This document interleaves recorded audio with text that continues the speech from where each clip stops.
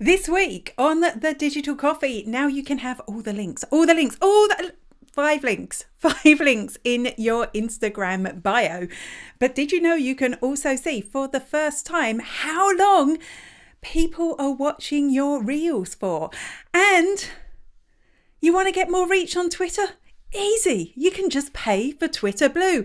All that and more after this. Good morning, and welcome to the Digital Coffee. This is your weekly dose of digital marketing and social media news for small business. My name is Amanda Webb, and I am a digital marketing ROI consultant, trainer, mentor.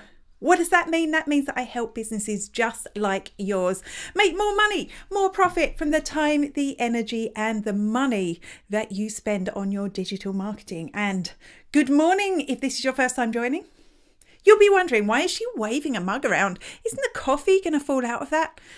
Well, that's the sad thing about the digital coffee. My coffee really is digital. I've had a cup of tea, but my coffee has to wait till after the show. But I'd love to know what you've got on your cup. I'd also love to know, would you subscribe to a social network? Would you subscribe, or do you subscribe to a social network? Are you a Twitter Blue subscriber? Have you had access to the Meta subscription?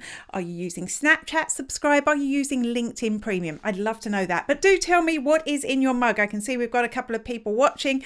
Also tell me where you're watching. I'm asking a lot, aren't I? I'm asking a lot of you this morning. Firstly, tell me what's in your mug. Secondly, do you subscribe to anything? But I'd also love to know, are you watching on LinkedIn? Are you watching on Facebook? Are you watching on YouTube?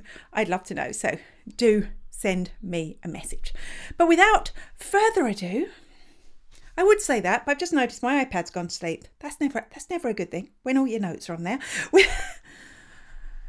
Without further ado, let's get on with the news. You're watching the Digital Coffee with Amanda Webb. Now, I was off air last week, and typically because I was off air, something major happened. So this isn't going to be news to you, but I do want to talk about it anyway. The fact that you can now add 5 links to your Instagram bio.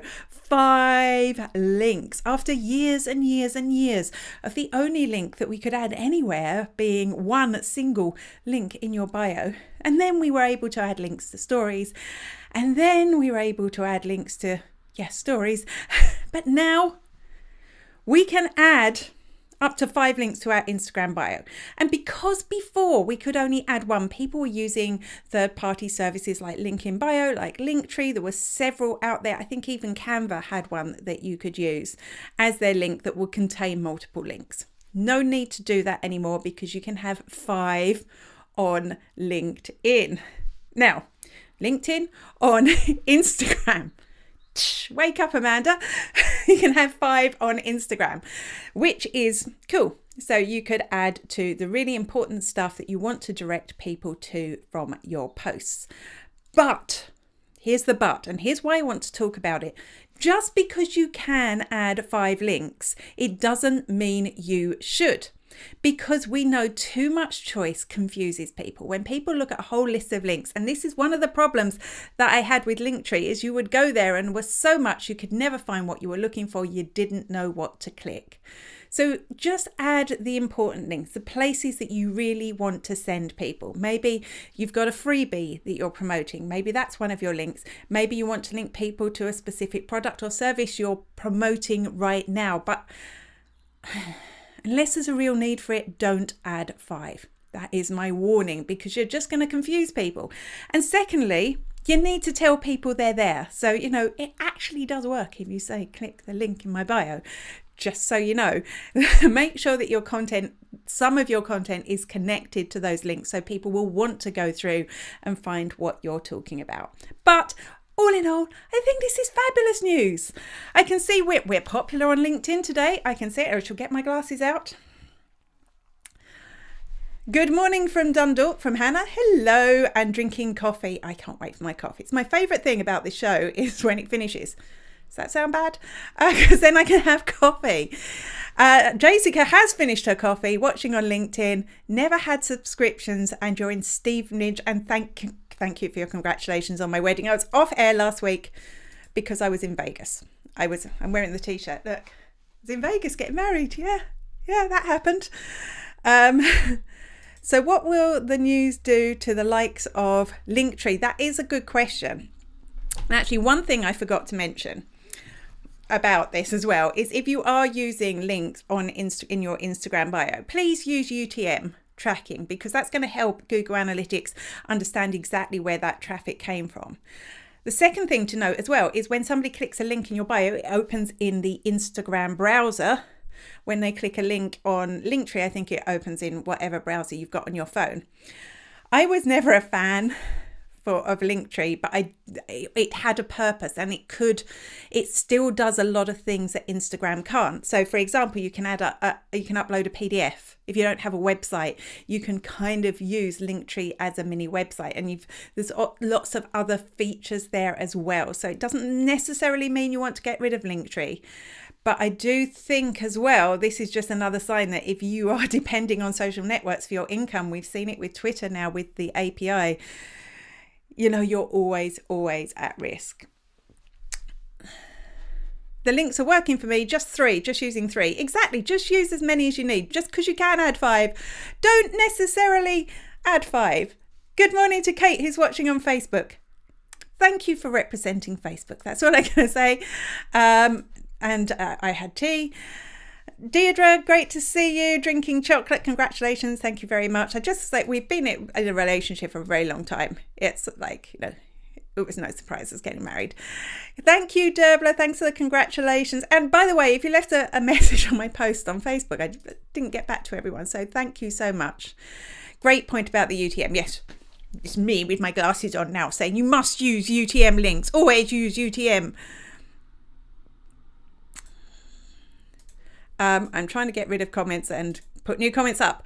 Linktree and link in bio still have a place, especially if you photos that lead to blogs. Yeah, I did actually find it a bit confusing as a consumer. There is a really good one, maybe it's link in bio, where it kind of replicates your Instagram feed. So when you go through, you just look for the photo you were looking at and you can click that, which seems really smart, but I'm getting old. So I got confused when that happens. I was like, oh, what's going on here? But I definitely think they're just going to need to up their game a little bit and offer new things. You finally got your LinkedIn scheduling. Wow. I sometimes complain that I don't get things, but I've had LinkedIn scheduling for a while and then I forget I've got it. Is the other thing. I always go, oh no, I can't post yet on LinkedIn. It's too close to the last time I posted and I forget that I could schedule. There you go. Hi, I'm Kyra Fingleton from Glamping Under the Stars, and you're watching The Digital Coffee with Amanda Webb.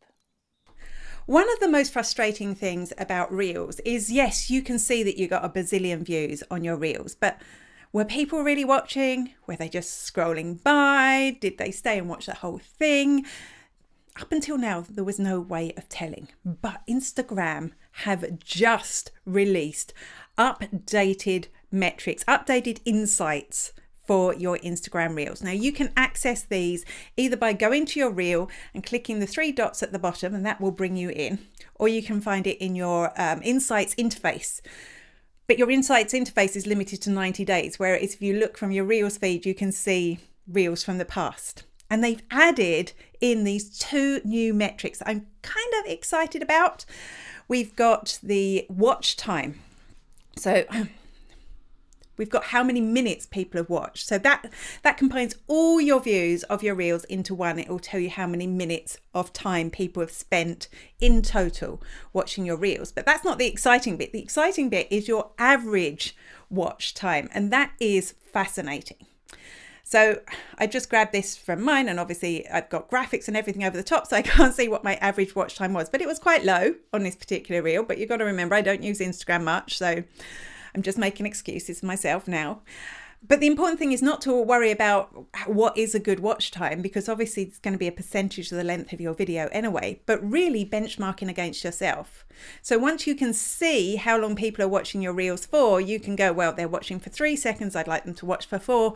How could I construct my Reels better to keep people watching. I love this feature. It's actually showing there is some relevance to that watch statistic. It is showing that people are hanging around and watching a video a bit longer. And this is an insight that we've actually had for Facebook videos for a while. I can see when I finish this show how many people were watching, how long they watched for on Facebook. I don't think I get the same on my LinkedIn profile, but it is important information, because if you see a sudden drop off, you know that maybe I was talking too fast, or maybe I was a little bit boring those days. It's really useful to have. I can see, great to see you, Katie, also representing Facebook over with Kate. Great to see you here, and congratulations. Thank you. Thank you. Thank you. I know I quite get over, like when I arrived home at the train station, coming back from Vegas, there were people I barely knew congratulating me at the train station, which was just bizarre. But anyway, enough of that stuff.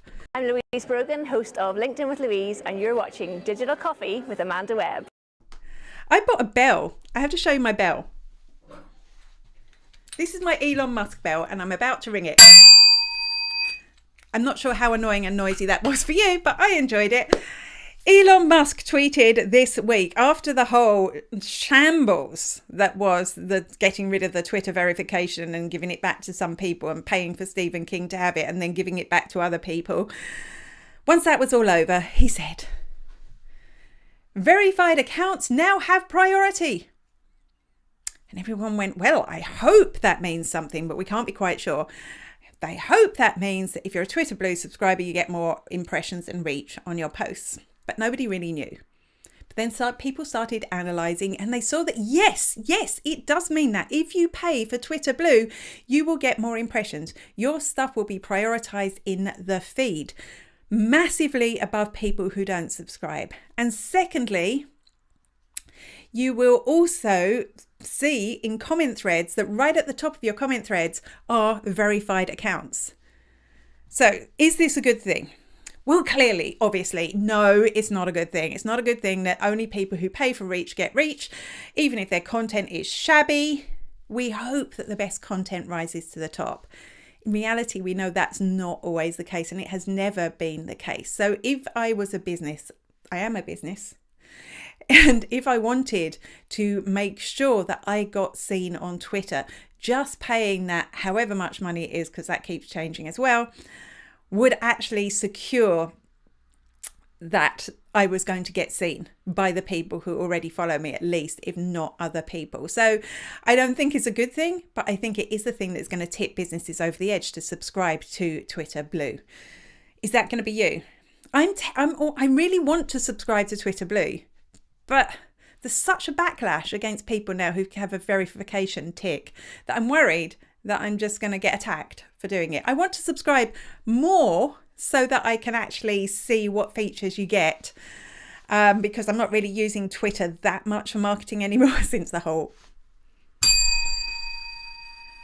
That is loud, isn't it? Since the whole Elon Musk thing, I'm not really using Twitter for marketing, but I'd love to go and have a poke around. And maybe one day I'll get over my fear, and I will. Hey Louise, great to see you here. You just missed yourself. You were just on. That's mad. There you go. Great to see you. Thanks for joining me. What's coming up next? It can't be as bad as that, can it? Good morning, good afternoon, and good evening. This is Jeremiah's J-Man Monero with J-Man Speaks from New York, and you're watching Digital Coffee with Amanda Webb. Make it a great day. Last weekend, there was a major Facebook ads glitch. A major. And the first thing I knew about it, because of course I was away in Vegas, was that I got an email from John Loomer saying, there's a major Facebook ads glitch. Check your ads. They could be massively overspending. And that's what was happening. Meta wasn't honouring the budget that you set. It was just spending. And actually people didn't seem to be getting results from that extra ad spend even. So that was annoying. And honestly, I was a bit worried because, I was away. It took me a little while to get the email. I instantly went and looked at my ads that I did have running, and thankfully I wasn't caught up in this glitch. We don't know what caused the glitch. Meta haven't told us what caused the glitch, but we do know that if you did overspend, Meta are refunding you, or I'm guessing if you haven't paid yet, you won't actually have to pay. But if you haven't checked your ads and you have ads running, you could have a massive bill pending that you weren't expecting. It's kind of scary, really, isn't it? Hannah says, Debbie Ringwood. Oh, you're tagging someone. Hey, Debbie. Amanda's talking about the Meta ads, something for you. So just watch out if you're running Meta ads.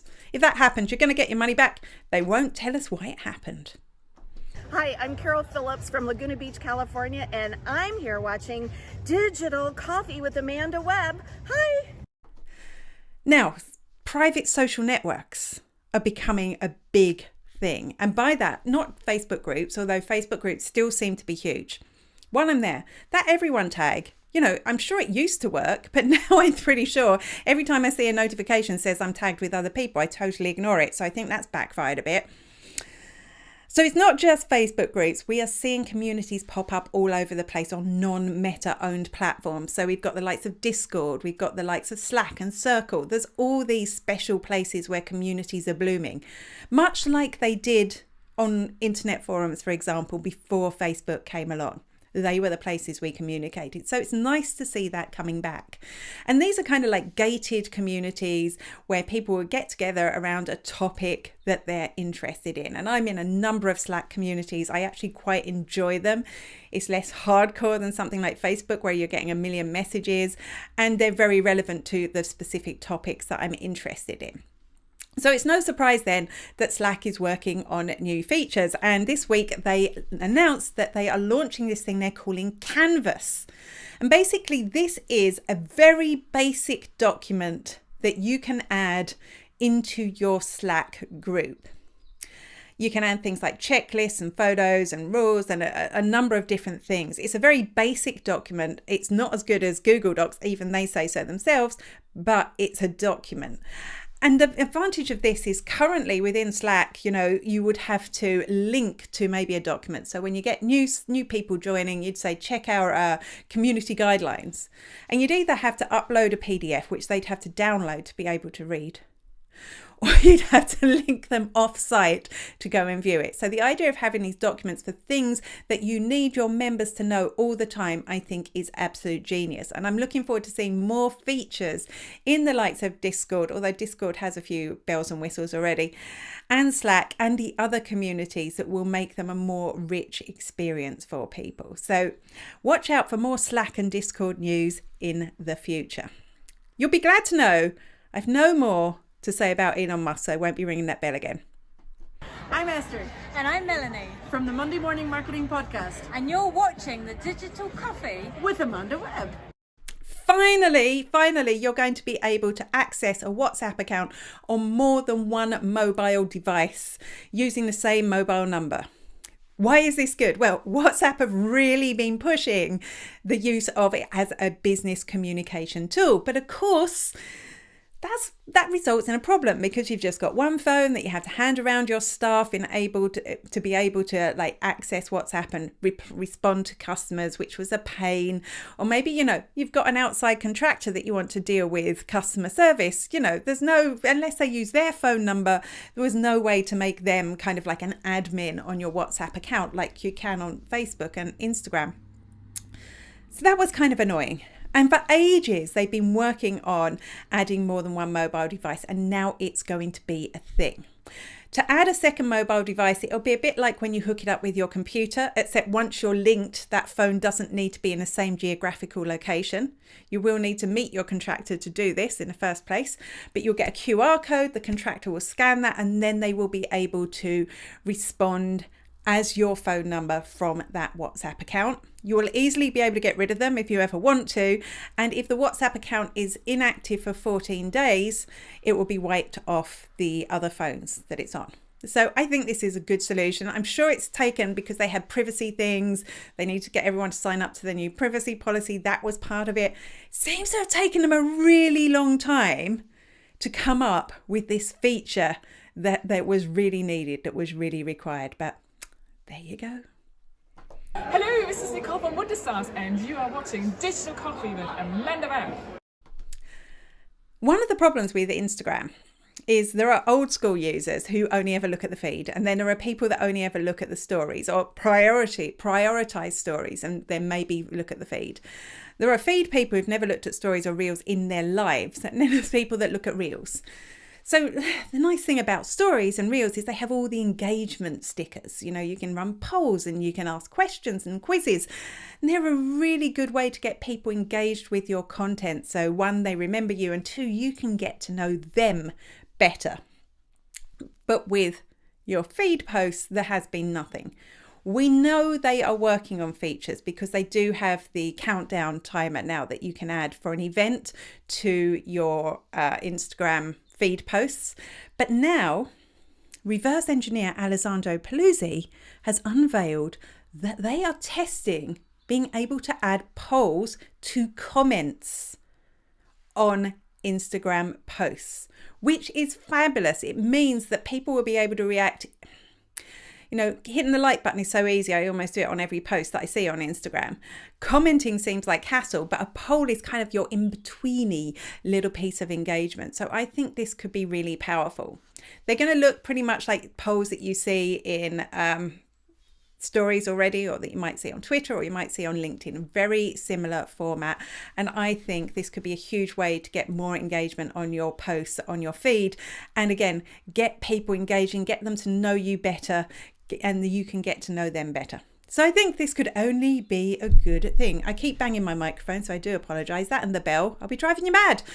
Interesting, this will be great for so many of your clients. Yeah, absolutely. And we know that there is that group of people, probably the older generation, that really do still just want to see the posts on Instagram. So I think this could be a big hit. Just a shout out for my second edition of my Google Analytics 4 phrase book is out. So make sure you scan that QR code because you'll get that for free. So grab that. And also this week there is no extra shot because making is away at a writer's retreat. So we're taking a break for this week. We will be back with both of those things, with the digital coffee and the extra shot. Same bat time. Same bat place next week. Until then, I almost pressed the wrong button.